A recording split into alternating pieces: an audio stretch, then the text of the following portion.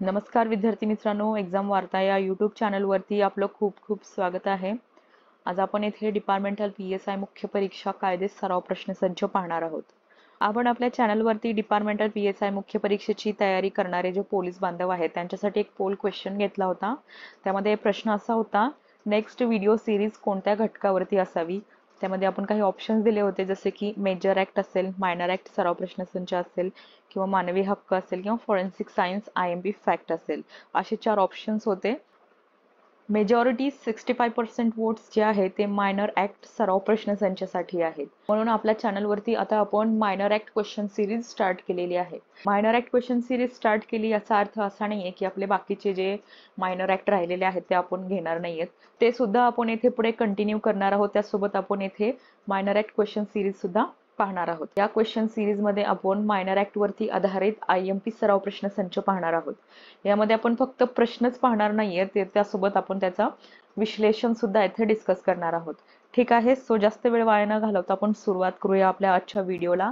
Minor act question series set 1 आजचा हा पहिला सराव प्रश्नसंच असणार आहे. ठीक आहे, पाहूया पहिला प्रश्न. पहिला प्रश्न आहे, माहिती तंत्रज्ञान अधिनियम 2000 नुसार भारताचे ऐक्य, अखंडता, सुरक्षा किंवा सार्वभौमत्व धोक्यात आणण्याच्या उद्देशाने अधिकार नसताना संगणक स्रोतांमध्ये प्रवेश केल्यास खालीलपैकी कोणती शिक्षा होते. ठीक आहे, प्रश्न समजलं.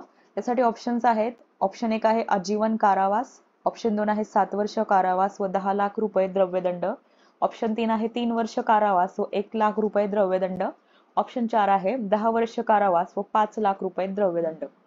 सो फ्रेंड्स, याचं उत्तर आहे ऑप्शन 1 आजीवन कारावास. भारताचे ऐक्य, अखंडता, सुरक्षा, सार्वभौमत्व धोक्यात आणण्याच्या उद्देशाने किंवा लोकांमध्ये दहशत निर्माण करण्याच्या उद्देशाने अधिकार नसताना संगणक स्रोतांमध्ये प्रवेश करणे किंवा जे अधिकृत व्यक्ती आहेत त्यांना संगणक स्रोतांमध्ये त्यांचा प्रवेश नाकारणे किंवा संगणक स्रोतांमध्ये त्यांना प्रवेश करण्यास अडथळा निर्माण करणे, याला सायबर दहशतवाद म्हटलं जातं. काय म्हणतात? सायबर दहशतवाद. IT ऍक्ट 2000 च्या कलम 66F मध्ये सायबर दहशतवादाची तरतूद आहे आणि सायबर दहशतवादासाठी शिक्षा आहे आजीवन कारावास. ठीक आहे, समजलं. नंतर नेक्स्ट क्वेश्चन आहे, महाराष्ट्र ठेवीदारांच्या वित्तीय संस्थांमधील हितसंबंधाचे संरक्षण अधिनियम 1999 नुसार वित्तीय संस्थेने अभिवचनाप्रमाणे मुदत संपल्यानंतर लाभासह ठेवीची परतफेड करण्यासाठी कपटाने कसूर केल्यास त्या वित्तीय संस्थेमधील संबंधित अधिकारी व कर्मचारी हे खालीलपैकी कोणत्या शिक्षेस पात्र असतील. ठीक आहे, समजला प्रश्न. यासाठी ऑप्शन्स आहेत. ऑप्शन 1 आहे आजीवन कारावास, ऑप्शन 2 आहे 7 वर्ष कारावास व 10 लाख रुपये द्रव्यदंड, ऑप्शन 3 आहे 6 वर्ष कारावास व 1 लाख रुपये द्रव्यदंड, ऑप्शन 4 आहे 10 वर्ष कारावास व 5 लाख रुपये द्रव्यदंड. ठीक आहे, सो फ्रेंड्स, याचं उत्तर आहे ऑप्शन 3 6 वर्ष कारावास व 1 लाख रुपये द्रव्यदंड. विद्यार्थी मित्रांनो, जेव्हा एखादी वित्तीय संस्था अभिवचनाप्रमाणे मुदत संपल्यानंतर ठेवीचा जो व्याज आहे किंवा त्यावरील जो लाभांश आहे किंवा त्याचा जो फायदा आहे किंवा अन्य स्वरूपातील जो लाभ आहे हे परतफेड करण्यास कपटाने जर कसूर करत असेल किंवा आश्वासन दिल्याप्रमाणे सेवा देत नसेल, तर त्या वित्तीय संस्थेमधील जो व्यवस्थापन वर्ग आहे किंवा त्या संस्थेशी संबंधित जे अधिकारी कर्मचारी आहेत त्यातील प्रत्येक व्यक्तीला 6 वर्ष कारावास व 1 लाख रुपये द्रव्यदंड होतो आणि ते जी वित्तीय संस्था आहे तिला आणखी 1 लाख रुपयाचा दंड ठोठावला जातो.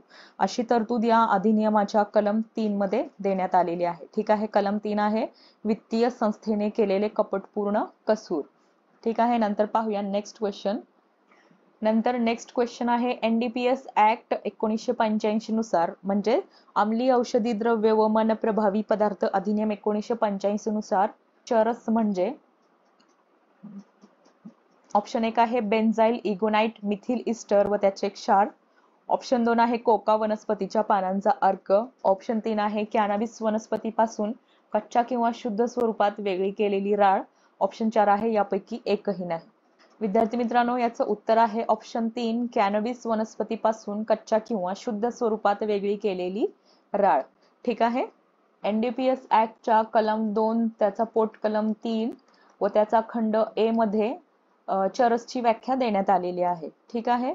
बेन्झाइल इगोनाइन मिथिल इस्टर व त्याचे क्षार याला कोकेन असं म्हणतात. कोकेन. तर कोका वनस्पतीच्या पानांचा जो अर्क आहे त्याला अशुद्ध कोकेन असे म्हणतात. अशुद्ध कोकेन. ठीक आहे. या कोकेनची जी व्याख्या आहे ती कलम 2 त्याचा पोट कलम 5 व त्याचा खंड सी मध्ये देण्यात आलेली आहे. तर अशुद्ध कोकेनची जी व्याख्या आहे ती कलम 2 त्याचा पोट कलम 5 व त्याचा खंड ए मध्ये देण्यात आलेली आहे. ठीक आहे. समजलं. नंतर नेक्स्ट क्वेश्चन आहे, बाल न्याय मुलांची काळजी व संरक्षण अधिनियम 2015 नुसार बाल न्यायालय म्हणजे विधान ए आहे बाल हक्क संरक्षण अधिनियम 2005 अन्वये स्थापित आहे. विधान बी आहे लैंगिक अपराधापासून मुलांचे संरक्षण करण्यासाठी अधिनियम 2012 अन्वये स्थापित विशेष न्यायालय. यासाठी पर्यायी उत्तरे आहेत. ऑप्शन 1 फक्त अ, ऑप्शन 2 अ आणि ब दोन्हीही, ऑप्शन 3 फक्त ब, ऑप्शन 4 यापैकी एकही नाही. विद्यार्थी मित्रांनो याचं उत्तर आहे ऑप्शन 2 अ आणि ब दोन्हीही.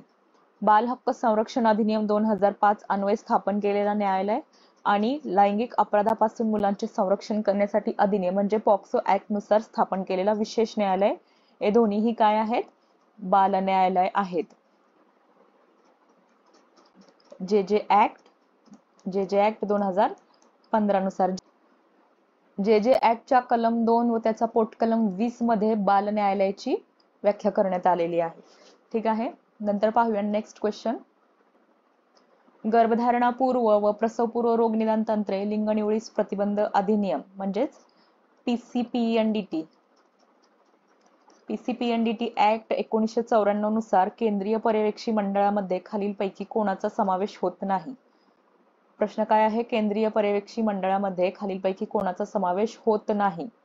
यासाठी ऑप्शन्स आहेत कुटुंब कल्याण विभागाचा प्रभारी असलेला भारत सरकारचा सचिव, ऑप्शन 2 आहे केंद्र सरकारचा आरोग्य सेवा महासंचालक, ऑप्शन 3 आहे क्ष किरण शास्त्रज्ञ, ऑप्शन 4 आहे समाजशास्त्रज्ञ. विद्यार्थी मित्रांनो याचं उत्तर आहे ऑप्शन 3 क्ष किरण शास्त्रज्ञ. केंद्रीय पर्यवेक्षी मंडळामध्ये क्ष किरण शास्त्रज्ञाचा समावेश होत नाही. या केंद्रीय पर्यवेक्षी मंडळाची रचना आपण पाहिलेली आहे. यामध्ये एकूण 24 सदस्य असतात. केंद्रीय कुटुंब कल्याण विभागाचा जो प्रभारी मंत्री आहे तो या केंद्रीय पर्यवेक्षी मंडळाचा पदसिद्ध अध्यक्ष असतो. तर कुटुंब कल्याण विभागाचा प्रभारी असलेला भारत सरकारचा जो सचिव आहे तो या केंद्रीय पर्यवेक्षी मंडळाचा पदसिद्ध उपाध्यक्ष असतो. ठीक आहे. नंतर केंद्र सरकारचा आरोग्य सेवा महासंचालक हा पदसिद्ध सदस्य असतो. तर केंद्र सरकारद्वारे 2 समाजशास्त्रज्ञ देखील या केंद्रीय पर्यवेक्षी मंडळावरती नियुक्त केले जातात.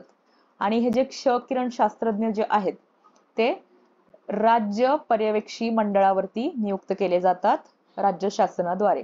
ठीक आहे. नंतर नेक्स्ट क्वेश्चन आहे, शस्त्र अधिनियम 1959 मधील कलम 39 मध्ये खालीलपैकी कोणती तरतूद करण्यात आलेली आहे? ठीक आहे. ऑप्शन 1 आहे संशयास्पद परिस्थितीत शस्त्र इत्यादी नेणाऱ्या व्यक्तीस अटक करणे, ऑप्शन 2 आहे अग्निशस्त्रे व दारुगोळा संपादन करण्यासाठी व ताब्यात ठेवण्यासाठी परवाना, ऑप्शन 3 आहे विवक्षित अपराधाबद्दल शिक्षा व ऑप्शन 4 आहे विवक्षित प्रकरणी जिल्हा दंडाधिकाऱ्याची पूर्व मंजुरी आवश्यक. सो विद्यार्थी मित्रांनो याचं उत्तर आहे ऑप्शन 4 विवक्षित प्रकरणी जिल्हा दंडाधिकाऱ्यांची पूर्व मंजुरी आवश्यक. कलम 3 खालील कोणत्याही अपराधासंबंधात जिल्हा दंडाधिकाऱ्याच्या पूर्व मंजुरी विना कोणत्याही व्यक्तीविरुद्ध कोणताही अभियोग मांडला जाणार नाही अशी तरतूद शस्त्र अधिनियमाच्या कलम 39 मध्ये करण्यात आलेली आहे. शस्त्र अधिनियमाचा कलम 3 मध्ये काय तरतूद आहे तर अग्निशस्त्रे व दारुगोळा संपादन करण्यासाठी व ताब्यात ठेवण्यासाठी परवाना. ते संबंधित जर एखाद्या व्यक्तीविरुद्ध खटला दाखल करायचा असेल किंवा अभियोग मांडायचा असेल तर त्याच्यासाठी आधी जिल्हा दंडाधिकाऱ्यांची पूर्व मंजुरी घ्यावी लागेल अशी तरतूद कलम 39 मध्ये करण्यात आलेली आहे. ठीक आहे.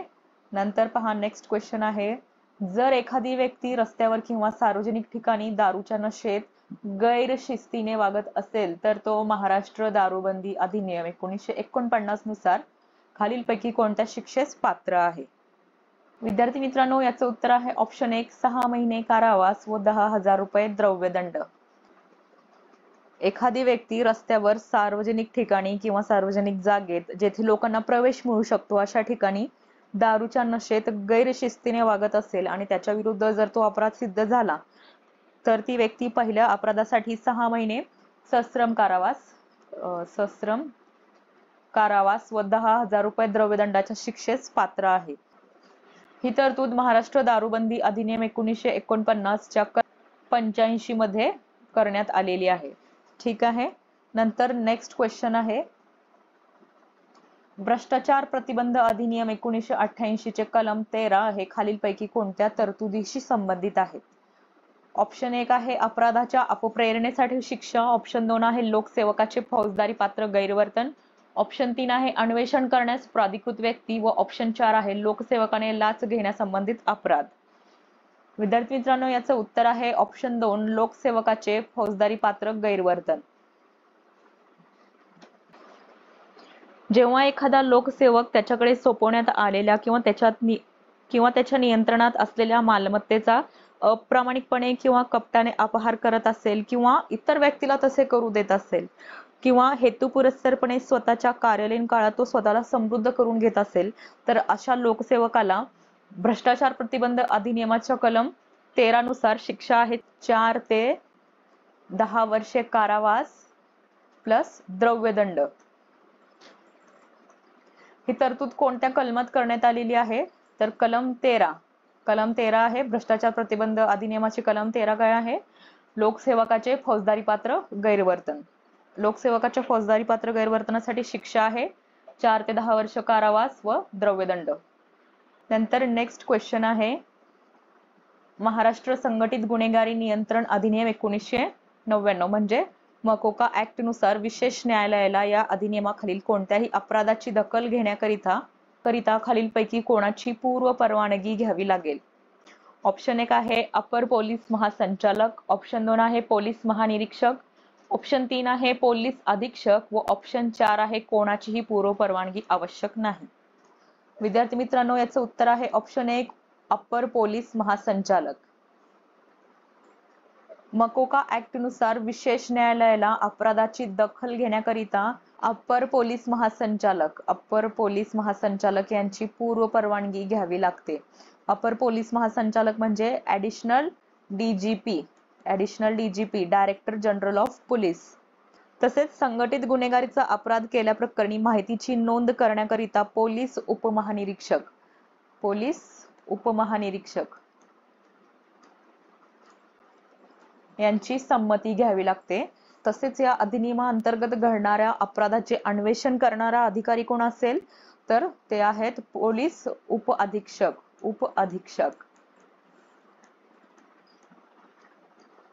या तरतुदी कोणत्या कलमात आहेत? तर या अधिनियमाचा कलम 23 जो आहे अपराधाची दखल घेणे व अन्वेषण करणे या अंतर्गत या तरतुदी देण्यात आलेल्या आहेत. ठीक आहे, समजलं? नंतर नेक्स्ट आहे मानसिक स्वास्थ्य अधिनियम 1987 चा खालीलपैकी कोणता कलम मनोरुग्ण व्यक्तीला उपचारादरम्यान अपमानास्पद वागणूक किंवा क्रूर वागणूक देण्यास प्रतिबंध करतो? ठीक आहे, ऑप्शन 1 आहे कलम 25, ऑप्शन 2 आहे कलम 48, ऑप्शन 3 आहे कलम 81 व ऑप्शन 4 आहे कलम 23. विद्यार्थी मित्रांनो, याचं उत्तर आहे ऑप्शन 3 कलम 81. मानसिक स्वास्थ्य अधिनियम 1987 च्या कलम 81 मध्ये मानवी हक्कांवर अतिक्रमण न करता मनोरुग्णावर उपचार अशी तरतूद करण्यात आलेली आहे. त्यामध्ये मनोरुग्ण व्यक्तीला उपचारादरम्यान कोणत्याही प्रकारे अपमानास्पद वागणूक देण्यात येणार नाही किंवा क्रूर वागणूक देण्यात येणार नाही अशी तरतूद करण्यात आलेली आहे. त्याचबरोबर तो जो मनोरुग्ण आहे जोपर्यंत तो स्वतःहून स्वेच्छारुग्ण म्हणून लेखी संमती देत नाही तोपर्यंत त्याचा कोणत्याही संशोधनासाठी वापर करता येणार नाही अशी देखील तरतूद कलम 81 मध्ये करण्यात आलेली आहे. Departmental PSI mains minor act question series मधला आजचा हा पहिला क्वेश्चन सेट येथे संपलेला आहे. तुम्हाला हा व्हिडिओ कसा वाटला, त्याचबरोबर मायनर ऍक्ट क्वेश्चन सिरीज संबंधी तुमचे काही सजेशन्स असतील तर ते मला कमेंट बॉक्स मध्ये नक्की कळवा. अँड मोस्ट इम्पॉर्टंट, तुम्हाला जर हा व्हिडिओ आवडला असेल तर लाईक करायला विसरू नका. चॅनलवरती नवीन असाल तर सबस्क्राईब करा आणि डिपार्टमेंटल मेन्सची तयारी करणाऱ्या फ्रेंड सर्कलमध्ये हा व्हिडिओ नक्की शेअर करा. Thank you for watching.